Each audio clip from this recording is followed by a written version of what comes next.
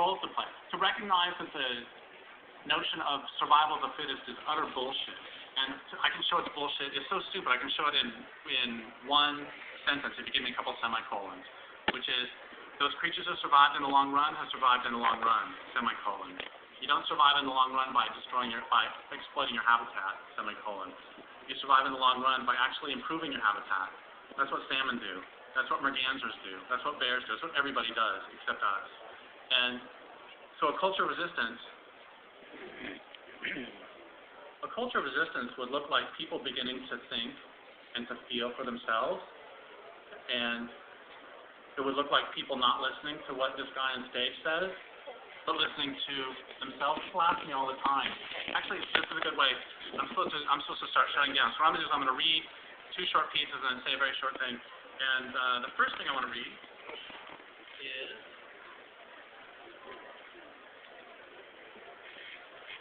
actually the most beautiful thing that I've ever written, and I didn't write it. It was written by a river or a stream near my home, by which I don't mean that I wrote it sitting by the stream. I mean that the stream wrote it. I was trying to write about what it's like to be a river, and I wrote that I tried for several days. I wasn't getting anywhere. And then I realized that's really stupid for me to try to write what it's like to be a river when I live near one and I can just ask the stream. That'd be like me trying to write what it's like to be a woman when I can just ask you.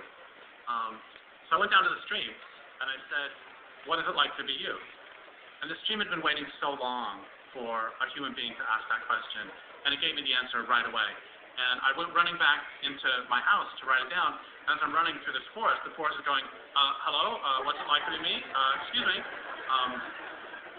So this is what they said. Pretend you're a river. Pretend you're actually, before I read that, I want to say one more thing, because this question about the cultural resistance is so important. What it would look like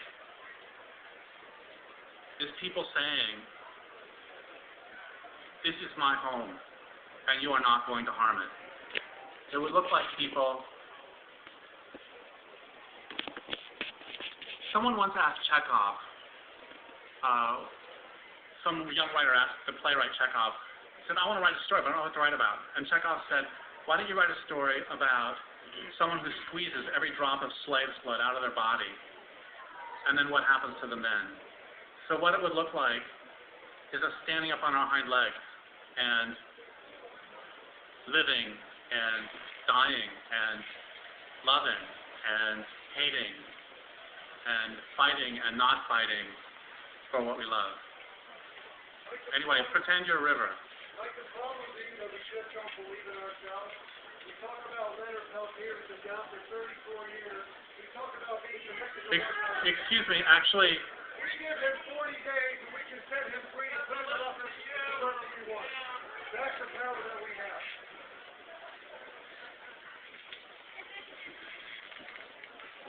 I think we have a lot more power than that.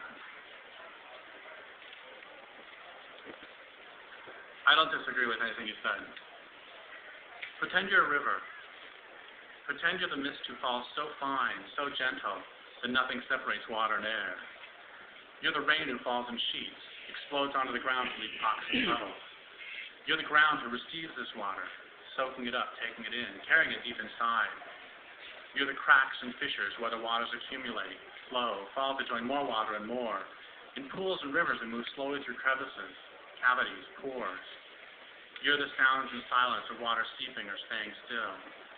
You're the meeting of wet and dry, the union of liquid and solid, where solids dissolve and liquids solidify. You're the pressure who pushes water through seams. You're the rushing water who bubbles from the earth. You're a tiny pool between rocks. You overflow, find your way to join others who, like you, are moving. You're the air at the surface of the water, the joining of substantial and insubstantial, the union of under and over, weight and not weight. You're the ripple, the rapid, the tiny waterfall that turns water to air and air to water. You're the mist who settles on the soil. You're the plants who drink the mist, and you're the sun who warms and feeds them. You're the fish who feed on insects, who feed on plants, who feed on soils, who feed on fish. You're the fish who become soils, who become plants, who become insects, who become fish, who flow down the river. You are the river who joins other rivers to become a new river, all the rivers and something else. You are the river. You do not stop at the banks where liquid turns to solid. You reach into the sky and into the soil. Water moves through rock, comes up to form pools far from the fast flow where the rivers move together. seeps down to join still waters deep below the surface, waters who sleep and wake and sleep and mingle with the stones who are the river too. You are the river, who's married to the mountains you've known since they were young, who've given themselves to you as you've given yourself to them.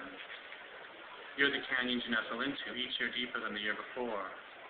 You're the forests who give you their fallen trees, the meadows you flood and feed, and who feed you back their fruits and fine insects, who fly to your surface to be taken in by the fish, who with their own bodies again feed the meadows. You are the river who feeds the ocean, who feels the tides pushing and pulling against your mouth, the waves mixing fresh and salt. You are that intermingling. That's who you are. That's who you've always been. You are the river. You've lived with volcanoes and glaciers. You've been dammed by lava and ice. You've carried log jams so large and so old they grow their own forests, with you running beneath. You've lived through droughts and floods. You are the river. You miss the salmon, you miss the sturgeon, you miss the ocean, you miss the meadows, you miss the forests, you miss the beavers, otters, and grizzly bears. You miss the human being. You are the river. You want them back. You want to feel the tickling of the sturgeons, the thrusting of the salmon. You want to carry food and soil to the ocean. You want to cover the meadows as you used to, and you want to give yourself to them, and you want them to give themselves to you as you've done forever and as they have too. Now, pretend you're a forest. You're the bark of trees and the hairy moss who hangs from them. You're the duff who becomes soil, who becomes trees, who becomes seeds, who becomes squirrels, who become owls, who become slugs, who become shrews, who become soil. You're the trees who cannot live without the fungi, who cannot live without the bulls, who cannot live without the trees.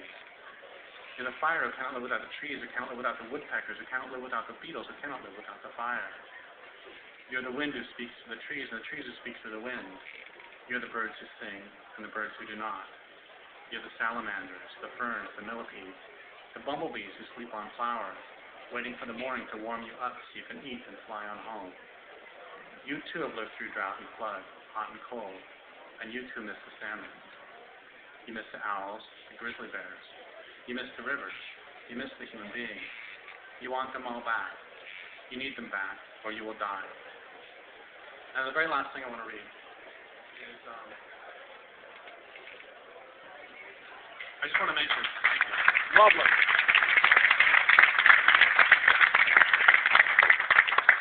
I want to mention a tradition of the Cheyenne dog soldiers. It's called the pick a pin and stake. And before a battle, a few of the bravest Cheyenne dog soldiers would be chosen to wear sashes of tanned skin called dog ropes. Attached to each dog rope was a picket pin, normally used to tether horses. During battle, the pin would be driven into the ground as a mark of resolve. Once the pin was driven, the dog soldier would remain staked to that piece of ground, even to his death.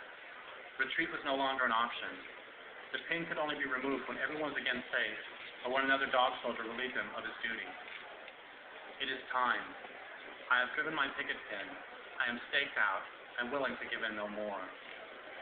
Where will you drive your picket stake? Where will you choose to make your stand? Give me a threshold, a specific point at which you finally stop running, at which you finally fight back. Stand with me. Stand and fight. I am one. We would be two. Two more might join, and we would be four. When four more join, we will be eight. And we will be 8 people fighting, whom others will join, and then more people, and more. Stand and fight. The questions before each of us now are, what are your gifts, and how can you use them in the service of your land base? What can you do? What does your land base most need from you? How can you achieve it? What do you want to do? And right now, perhaps the most important of all, what are you willing to do? So people ask me all the time, Derrick, what do you want us to do with all this analysis, all this information? And I always say the same thing, which is I don't want you to listen to me. What I want you to do is to go to the river nearest your home and ask that river what it needs. Ask the soil what it needs. Ask the native trees what they need. If you ask them, they'll tell you. And then really the only question is, are you willing to do it? So thank you very much.